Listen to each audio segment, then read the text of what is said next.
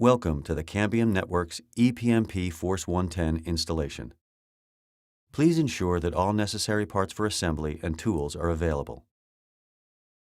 Install the feed horn into the dish.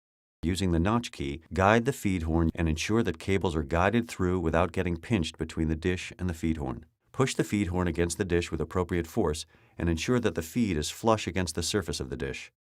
Mount the bracket either on the left or right side depending on the location of the installation pole. Ensure that the cables are once again free and routed through the mounting bracket. Install the shoe over the mounting bracket and route the cables through to ensure they are not pinched. Install the 4 screws and washers by installing them from the front and tightening by hand. Use a hex nut to tighten the screws. Turn the dish over and ensure that the feed horn is properly seated by ensuring the clips are sitting within the notches. You may choose to use a flathead screwdriver to further position the clips. Install the bracket kit to attach the dish to the pole.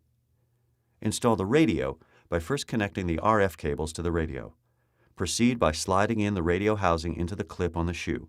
Be careful to avoid catching the cables between the radio housing and the shoe. Attach the radio to the shoe by tightening the thumb screws. Mount the weather protecting hood by sliding it over the radio. Mount the wire grid with the reflector component by inserting the metal clips over the grid. Press firmly for the clips to be positioned properly. Insert the plastic cover over the clips. Clip on the Cambium logo plastic cover over the grid. Press firmly on all 4 corners to position properly.